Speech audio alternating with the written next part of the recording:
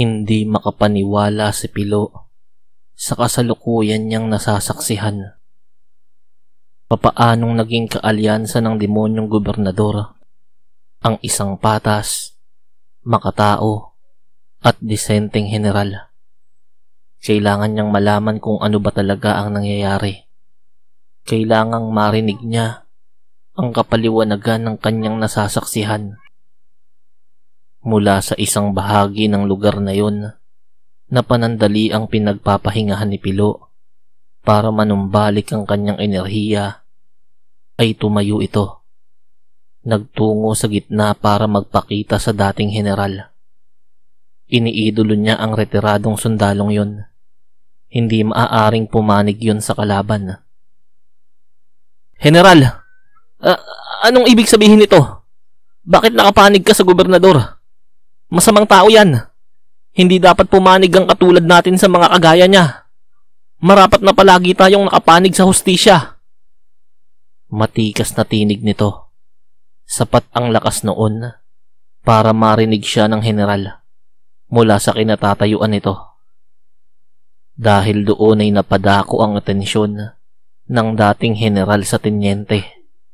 Naglakad ito papalapit kay Pilo at may ibinulong. Kapag pinagpatuloy mo ang pagpanig sa hustisya, ay habang buhay ka na lang magiging tenyente. Bulong ng dating general kay Pilo. Natulala lamang si Pilo dahil sa narinig. Noon niya lang napatunayan na mali ang pagkakakilala niya sa dating general. Ang lahat ng kabutihang nakakabit sa pangalan nito ay isa lamang palang palabas. Nang biglang sumigaw si Burnok dahil sa naramdamang panganib. Pilo! Ilag! Sigaw ni Burnok sa kaibigan. Subalit tulala pa rin si Pilo dahil sa mga nalaman. Binunot ng dating general ang kanyang punyal dahil isa ring antingero yon at may nalalaman sa pakikipagkumbati pisikal. Ay nagawa nitong balutan ng enerhiya ang hawak na punyal. Sinamantala ng dating general ang pagkatulala ni Pilo para saksakin ito sa sikmura. Alam ni Burnok na hindi pa nanunumbalik ang enerhiya at lakas ni Pilo. Hindi noon mapoprotektahan ng sarili gamit ang kabal na ibinibigay ng mutya ng pagong. Mabilis na tumakbo si Burnok sa kinatatayuan ng dalawa. Subalit hindi na siya abot. Nang biglang maglaho si Lola Cheding sa kinatatayuan nito.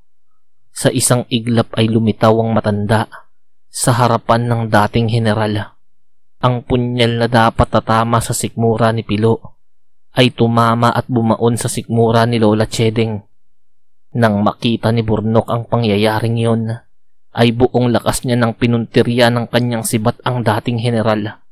Inihagis na yun na tinumbok ang mukha nito. Subalit dahil sa mutya ng lawin na tinatangan ng dating general, ay alam nito ang eksaktong punto kung kailan darating ang sibat sa kanya. Binunot nito ang punyal na nakatarak sa sikmura ni Lola Cheding at ginamit yun na pangsalag sa sibat ni Burnok.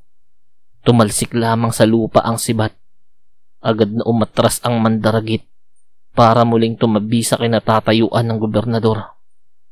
Nagbigay yun ng senyales at kautusan sa lahat ng sundalong nasasakupan nito. Paputukan nyo! Walang titigil sa pagpapaputok! At ang lahat ng sundalong naroon ay nag-umpisang paputukan ng pangkat nila Lola Cheding. Agad na umahon sa payapang ilog si Tandang Tasyo.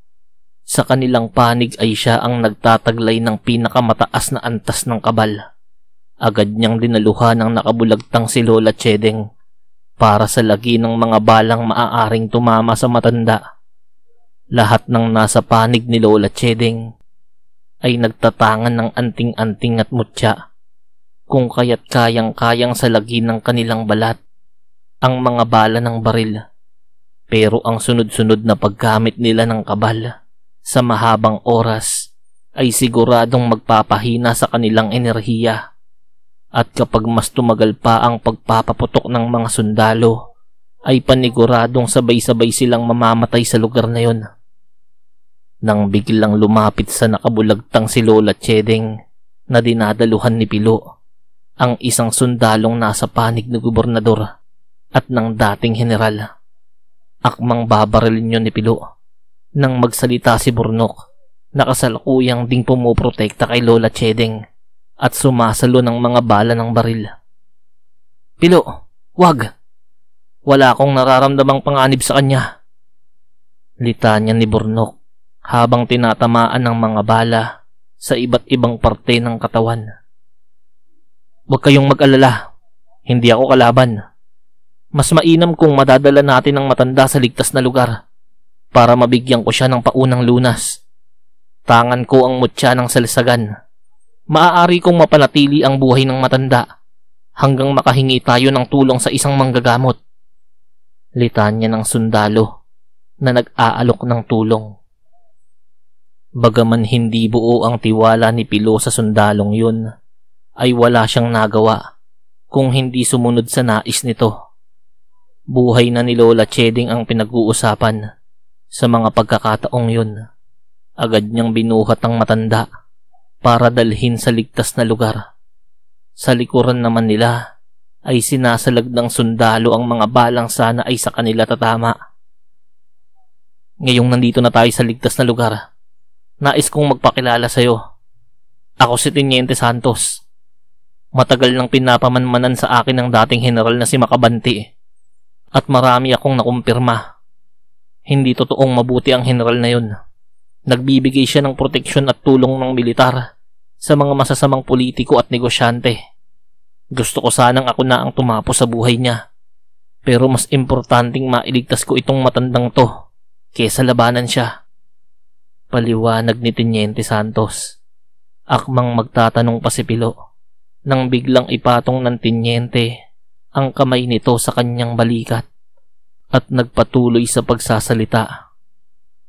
"Sa tulong ng mutsyang tangan ko ay maipapasa ko sa iyo ang ilan sa enerhiya ko para magamit mo ang mutsyang tangan mo. Sige na, tumulong ka na sa labanan. Ako nang bahala rito sa matanda. Hindi siya mamamatay," sinserong litanya ng Teniente. Pagkadapo pa lamang ng kamay ng Teniente sa balikat ni Pilo, ay naramdaman nito ang panunumbalik ng kanyang enerhiya. Mabilis siyang tumungo sa labanan.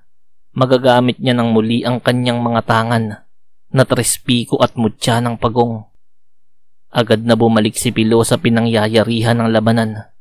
Patuloy ang sagupaan ng mga sundalo ng gobernador at ng kanilang pangkat. Marami na ang sugatan sa magkabilang panig, pero ang nais puntiryahin ni Pilo ay ang dating general na kanyang iniidolo. Pagbabayarin niya yon sa ginawang pinsala nito sa kanyang nanay-nanayan na si Lola Chedeng.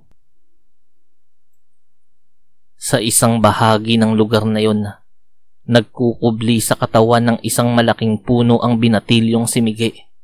Natatakluban ng balabal ang kanyang ulo para hindi maibunyag ang bulto nito at maitago sa mata at pakiramdam ng mga kalaban sa tulong ng sabulag na inarasyon sa kanya ng kanyang Lola Chedeng.